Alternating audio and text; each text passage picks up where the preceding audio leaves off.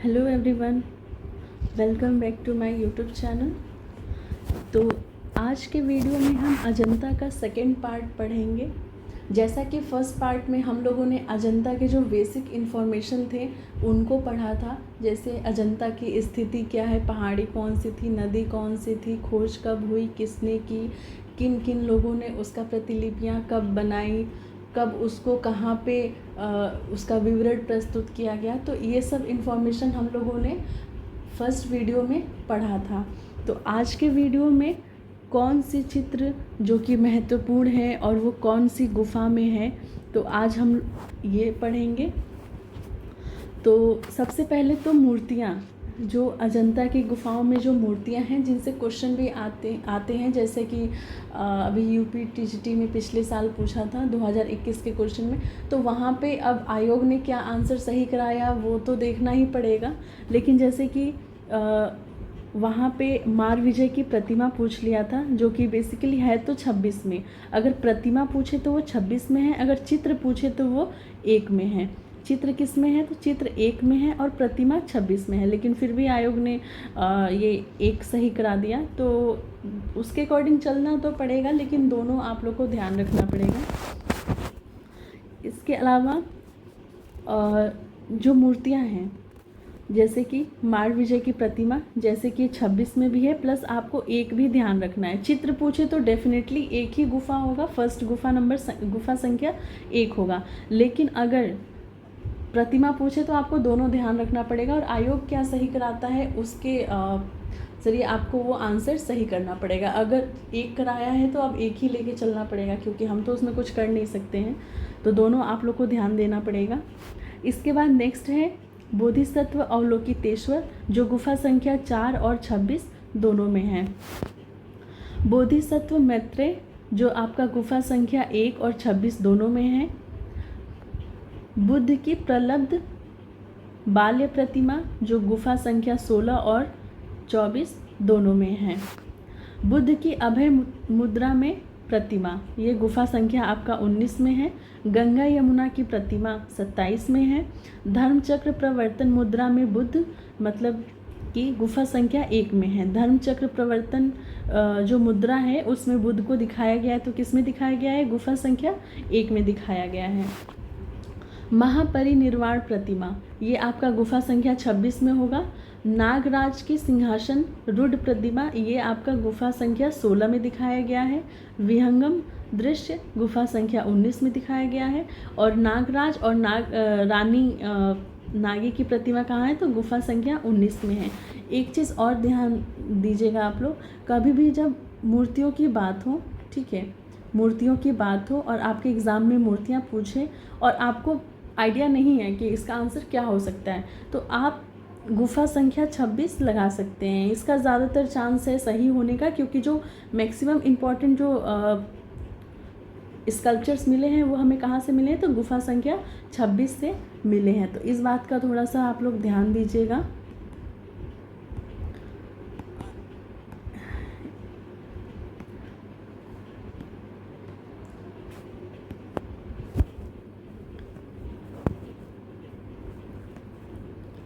इसके बाद हम लोग नेक्स्ट करते हैं, अब स्कल्पचर्स हम लोग पढ़ते हैं। स्कल्पचर्स हम लोगों ने पढ़ लिया, अब हम पढ़ते हैं चित्र। तो अजंता के चित्र हम पढ़ेंगे। तो सबसे पहले हम गुफा संख्या 1 पढ़ेंगे। तो गुफा संख्या, जैसा कि पता है कि सबसे इम्पॉर्टेंट चित्र आपके कहाँ से मिलते हैं भैया, तो वो हमें मिलते हैं गुफा संख्या 1 से, 16 से, 9 से और 10 से, ठीक है, और 17 से भी मिलते हैं। तो ये हमें जो 5-6 गुफाएं हैं, 6 गुफाएं हैं, यही हमको पढ़ना है, 30 के 30 नहीं पढ़ना है। तो ये गनीमत है कि हमें 30 नहीं पढ़ने हैं, उसमें से हमें 6 ही पढ़ने हैं, तो 6 ही से क्वेश्चंस आते हैं। तो सबसे पहले फर्स्ट केव को पढ़ेंगे हम। तो इसका जो टाइम पीरियड है वो 500 से 628 एडी है। जैसा कि मालूम है सबसे नवीन गुफा है ये, सबसे नया क्या है, तो भैया 1 और 2 है, ठीक है। तो सबसे नया कौन सा है, तो 1 और 2 है। इसका टाइम पीरियड क्या है, तो 500 से लेके 628, मतलब सबसे बाद का लास्ट में यही बना है। ये वाकाटक और चालुक्य राजवंशों के साधिन्य में बना है। मतलब कि वाकाटक और चालुक्य राजवंश था, उसके संरक्षण में या उसके निरीक्षण में या उसके अंदर में काम हुआ है इस गुफाओं में। तो इसका पहला जो सबसे इम्पॉर्टेंट जो चित्र है वो क्या है? बोधिसत्व पद्मपाणि। बोधिसत्व पद्मपाणि, जिसकी तुलना किससे की गई है? तो विंची की द लास्ट सपर से की गई है। और इसमें सम्मुख नियम का पालन किया गया है। और आपको पता होगा कि जोगीमारा की गुफाओं में भी क्या किया गया है? तो सम्मुख नियम का पालन किया गया है। तो नेक्स्ट है मारविजय। तो मारविजय ये चित्र की बात हो रही है, ठीक है। प्रतिमा पूछे आपका, तो प्रतिमा आपका गुफा संख्या 26। और आप अब तो एक भी लगाना पड़ेगा भाई, क्योंकि आयोग ने तो एक माना है, तो एक भी आप लोग ध्यान रखिएगा। तो यहाँ पे चित्र जो हो जाएगा वो आपका गुफा संख्या 1 में हो जाएगा। शिवी जातक, नेक्स्ट है आपका शिवी जातक। श्रावस्ती का चमत्कार, श्रावस्ती का चमत्कार, तो ये आपका गुफा संख्या 1, 2, 16 तीनों में है। 1, 2, 16 तीनों में है। नेक्स्ट है व्रजपाड़ी, नेक्स्ट है व्रजपाड़ी, ठीक है। नेक्स्ट है चींटियों का पहाड़ पर सांप की तपस्या। चींटियों का पहाड़ है, उस पर सांप की तपस्या हो रही है। चींटियों का क्या है? चींटियों का पहाड़ है और उस पर जो सांप है, तो सांप की क्या हो रही है? तपस्या हो रही है, ठीक है। नेक्स्ट है छतों में कमल व हंसों के अलंकरण। छत में क्या है? ये छत है आपका, तो उसमें कमल बनाए गए हैं, हंस बनाए गए हैं, सारे उसमें मतलब चित्र बनाए गए हैं।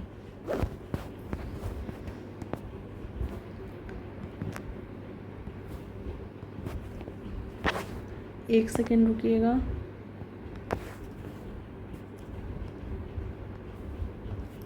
नेक्स्ट है बैलों की लड़ाई। यह बहुत इम्पॉर्टेंट है, इसको आप लोग ध्यान रखिएगा। इसको क्या बोलते हैं? बुल फाइटिंग भी, फाइटिंग से भी आ जाता है ये, ठीक है। तो बुल फाइटिंग, इसको ध्यान रखिएगा। बैलों की लड़ाई। प्रेमी युगल, एक इसमें है प्रेमी युगल, मतलब कि भाई कपल हैं, ठीक है। ये कपल को भी याद रखिएगा। Prince and princess in pavilion, Prince and princess इन, आप इसको थोड़ा सा एक स्टोरी टाइप का भी बना के याद कर सकते हैं, जिससे थोड़ा सा इजीली ये याद हो जाएगा। तो आप लोग वो देख लीजिएगा, अपने हिसाब से बना लीजिएगा। तो प्रेमी युगल, प्रिंस एंड प्रिंसेस, यही जो प्रेमी युगल हैं ये प्रिंस और प्रिंसेस हैं। पवेलियन है, पवेलियन आपको पता है, मतलब वैसे तो स्पोर्ट्स से रिलेटेड हम कर सकते हैं। उसमें क्या हो रहा है? बैलों की लड़ाई हो रही है।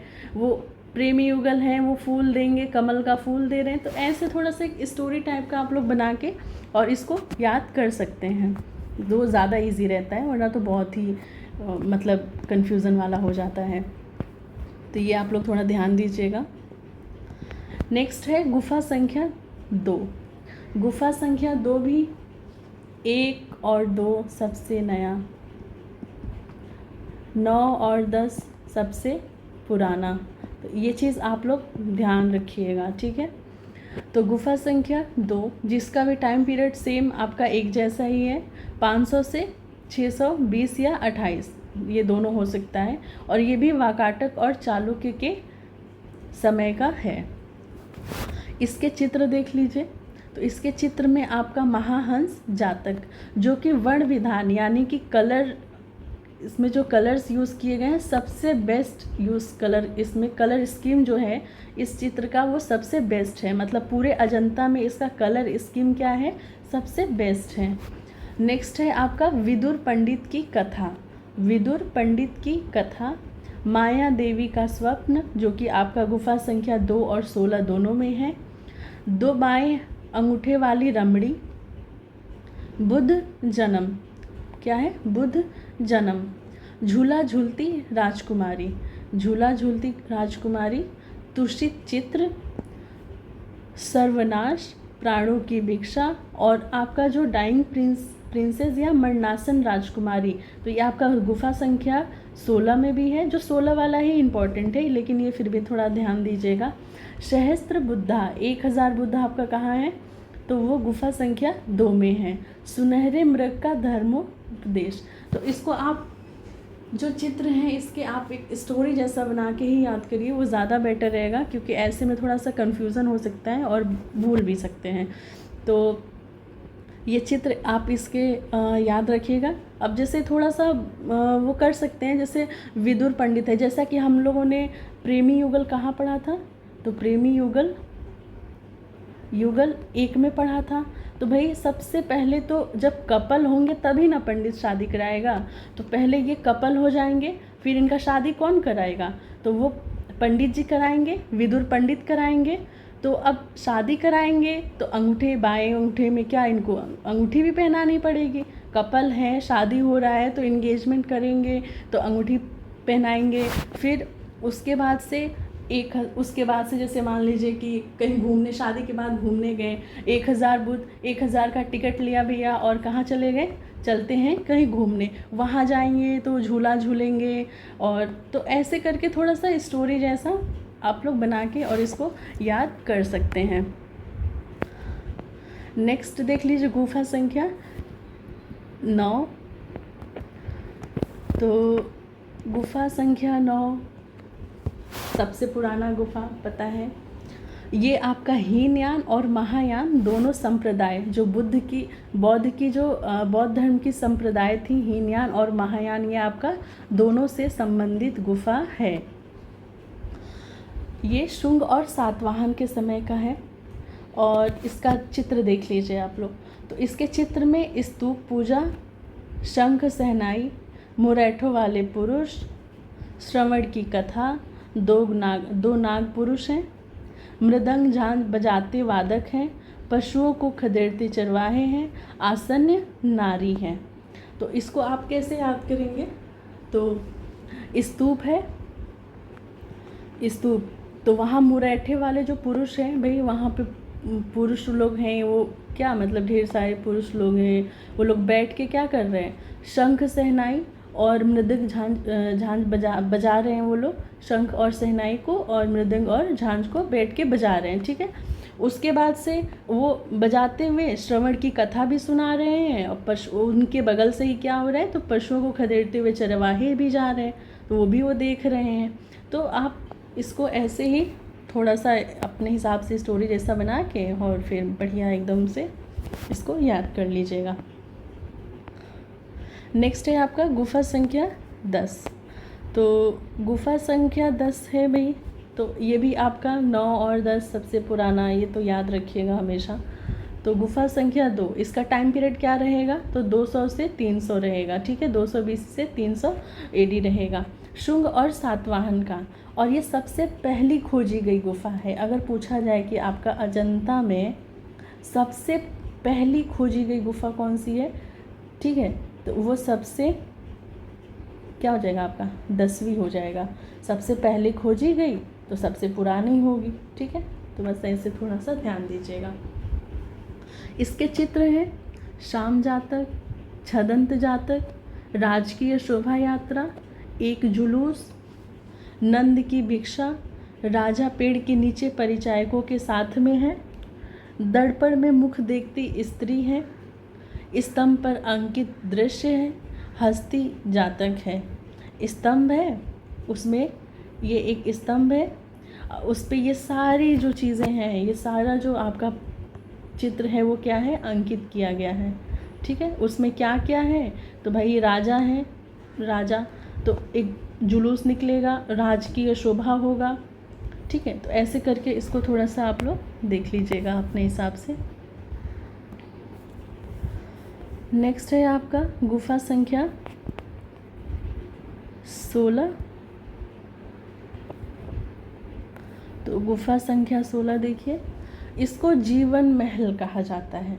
अब इसको जीवन महल क्यों कहा जाता है, क्योंकि आप इसके जब चित्र देखेंगे ना, तो बुद्ध के जीवन से जो सबसे ज़्यादा रिलेटेड है, जैसे आप 17 पढ़ेंगे तो उसको क्या बोलते हैं, जातकशाला बोलते हैं या चित्रशाला बोलते हैं। जातकशाला क्यों बोलते हैं, क्योंकि सबसे ज़्यादा जातक कथाओं से जो संबंधित चित्र हैं वो हमें गुफा संख्या 16 से मिलते हैं। लेकिन अगर बुद्ध के जीवन, जैसे बुद्ध की पाठशाला हो गया, बुद्ध उपदेश हो गया, ठीक है, गृह त्याग हो गया, जन्म हो गया, खीर, सुजाता की खीर, ये सब क्या है?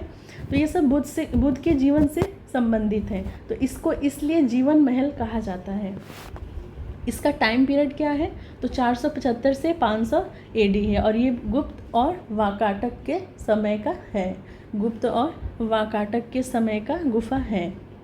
इसका निर्माण किसने कराया था? तो जो वाकाटक राजा हरिसेठ थे, वाकाटक के जो राजा क्या थे? हरिसेठ थे।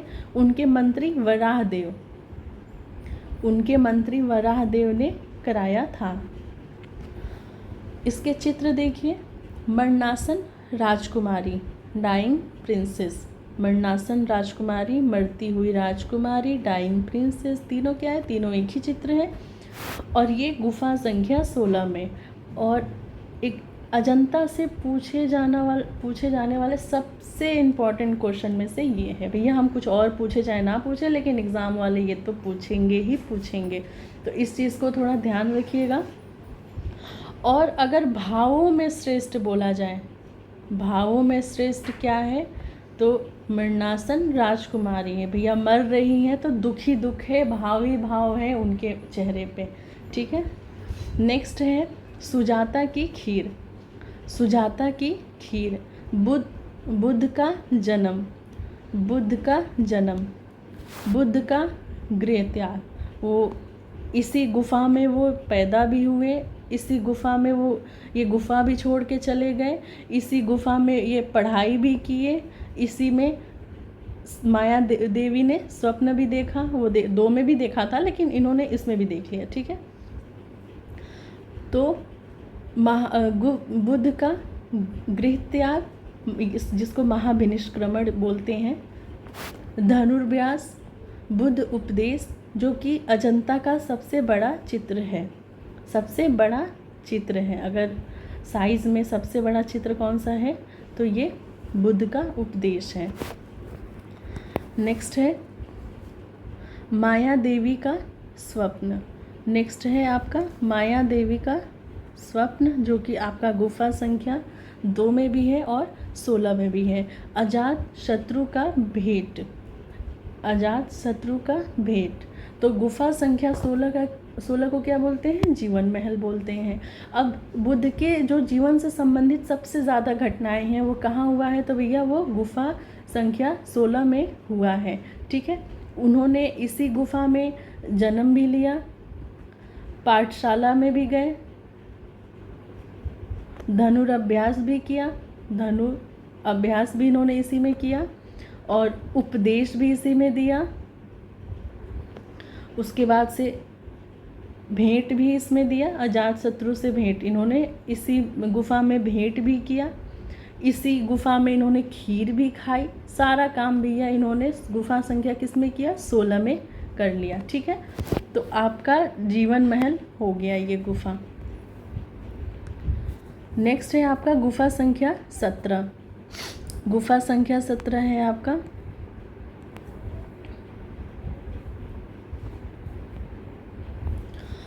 तो इसको बोलते हैं एग्जीबिशन हॉल। एग्जीबिशन हॉल, जातकशाला, चित्रशाला, सब ये क्या है? ये गुफा संख्या 17 है। क्यों भाई? वो इसलिए क्योंकि सबसे जो ज़्यादा चित्र मिलते हैं हर तरह के, मतलब अच्छे, मतलब तो सबसे ज़्यादा चित्रों की संख्या गुफा संख्या 17 में। जातकशाला से संबंधित सब जातक कथाएं जो थीं, सबसे ज़्यादा उससे संबंधित चित्र कहाँ मिलते हैं? तो वो भी 17 में मिलते हैं। एग्जीबिशन हॉल इसलिए बोलते हैं क्योंकि चित्र है भैया, सबसे ज़्यादा चित्र कहाँ किस गुफा में है? तो 17 में है। इसका टाइम पीरियड क्या है? तो टाइम पीरियड इसका 475 से लेके 500 AD है और ये भी आपका गुप्त और वाकाटक के समय में हुआ है। निर्माण देख लीजिए, तो इसका भी निर्माण क्या है? वाकाटक राजा हरिसेठ जो थे उनके मंत्री मंडलाधीश ने करवाया था। उसमें किसने कराया था? तो इनके जो मंत्री थे वराहदेव ने 16 का, और 17 का किसने कराया? तो मंडलाधीश ने कराया था। अब इसके चित्र देख लीजिए, तो इसके चित्र क्या है? पागल हाथी पर अंकुश, नीलगिरी प्रकरण, उड़ती हुई अप्सराएं, हंसों की घबराहट, महाकपि जातक, राहुल समर्पण, जिसको माता पुत्र, भिक्षुक बुद्ध, यशोदा की भिक्षा, ये चारों नाम किनके हैं? तो भैया एक ही पेंटिंग के हैं। नेक्स्ट है आपका विलासी वैराग्य। ये थोड़ा सा इसका पढ़ के नहीं वो जन्नत वाला लग रहा है ना कि वो स्वर्ग की मतलब अप्सराएं सब है स्वर्ग वाला, ठीक है। तो इसको थोड़ा सा आप लोग ध्यान रखिएगा, ये चित्र पढ़ लीजिएगा। इसमें सबसे इम्पोर्टेंट तो राहुल समर्पण, इसको ध्यान दीजिएगा आप लोग, ठीक है। नेक्स्ट है हमारा अजंता के चित्रों के रंग। अजंता के जो चित्र बनाने में जो रंग कौन से प्रयोग किए गए हैं वो है आपका, तो खनिज रंगों का प्रयोग किया गया है। सफ़ेद के लिए चूना, खड़िया, जिप्सम, चीनी मिट्टी, इन 4 चीज़ों का, या और भी होगा लेकिन फ़िलहाल तो 4 ही पता है सबको। तो 4 सफ़ेद कलर के लिए यूज़ किया गया है। लाल के लिए या भूरा के लिए क्या है? गेरू और हिरौंजी का प्रयोग किया गया है। नीला के लिए तो पता ही है, इससे आपका क्वेश्चन भी पूछता है। क्या क्वेश्चन पूछता है? तो लेपिस लाजुली से कौन सा पत्थर बनता है? तो कौन सा कलर बनता है, सॉरी, तो कौन सा कलर बनता है? तो भैया नीला कलर बनता है, ठीक है। और ये कहाँ से मंगाया जाता था? यहाँ पे तो हुआ नहीं, तो इसको फारस से मंगाते थे। नीला कलर जो ये पत्थर था, इस पत्थर को फारस से मंगाया जाता था, फिर उसका नीला कलर बनाया जाता था। उसके बाद से क्या हुआ, जो चित्र होते थे तो उन चित्रों में नीला कलर को भर दिया जाता था। पीला के लिए रामरज और पीली मिट्टी का प्रयोग किया जाता था। काला के लिए काजल या कोयला का प्रयोग किया जाता था। हरा के लिए टेरावाइट या अयस्क। इससे ये क्वेश्चन आते हैं ना कि टेरावाइट से कौन सा कलर निर्मित किया जाता था, तो कौन सा? तो हरा कलर हो जाएगा, हरा भरा। नेक्स्ट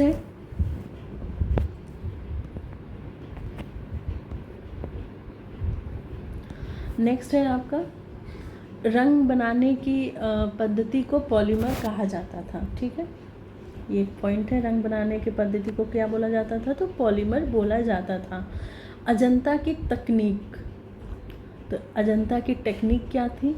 तो वो फ्रेस्को थी। फ्रेस्को सेको मतलब सूखा भित्ति होता था, सूखा उस पे ही बनाया जाता था, उस पे चित्र बनाए जाते थे, सूखा भित्ति पे चित्र बनाए जाते थे। तो इस टेक्निक को क्या बोलते थे? Fresco Seiko. फ्रेस्को सेको और फ्रेस्को ब्रूनो, ये 2 उसके माध्यम होते हैं। फ्रेस्को का 2 माध्यम क्या होता है? तो ब्रूनो और सेको। तो इसमें क्या होता है? तो गीली जब होती है भित्ति, और इसमें क्या होता है? सेको स से सूखा, स से सेको, ऐसे ध्यान रखिएगा। और इसमें क्या होता है? सूखा। तो अजंता का जो है वो क्या है? तो फ्रेस्को सेको है। अगर मीडियम या माध्यम पूछे तो क्या है? टेम्परा, ठीक है। तो माध्यम कौन सा प्रयोग किया गया है? तो टेम्परा। टेक्निक कौन सी की गई है? तो फ्रेस्को सेको। चित्रकारी के चरण, तो जो अजंता के चित्र बने हैं वो 2 चरण इसके बने हैं। तो पहली चरण में क्या हुआ है? तो दूसरी शताब्दी के समय जो शुंग और सातवाहन का टाइम था, उसमें गुफा संख्या 9 और 10 जो कि सबसे प्राचीन गुफा है। नेक्स्ट जो सेकेंड चरण रहा है, चरण दूसरा, ये देख लीजिए, दूसरा चरण रहा है, उसमें क्या हुआ है? तो उसमें गुप्त और वाकाटक के समय क्या हुआ है? चित्र बने हुए हैं 5वीं शताब्दी में। ये दूसरी शताब्दी के आसपास में बनी है जो कि सबसे प्राचीन है। फिर 5वीं शताब्दी के आसपास सबसे ज़्यादा चित्र बने हैं जो कि गुप्त और वाकाटक के समय में बने थे। तो इसमें आपका गुफा संख्या 16 और 17 आ गया। और जब इसमें गिरावट आने लगा तो कौन सा शैली उत्पन्न हुआ? अपभ्रंश। अजंता के गिरावट से अपभ्रंश की शुरुआत हुई। जब कोई गिरता है तभी तो दूसरा चीज़ आता है, तो ऐसे ही। नेक्स्ट है, इसका विधि देख लीजिए कि कैसा कलर लगाते थे।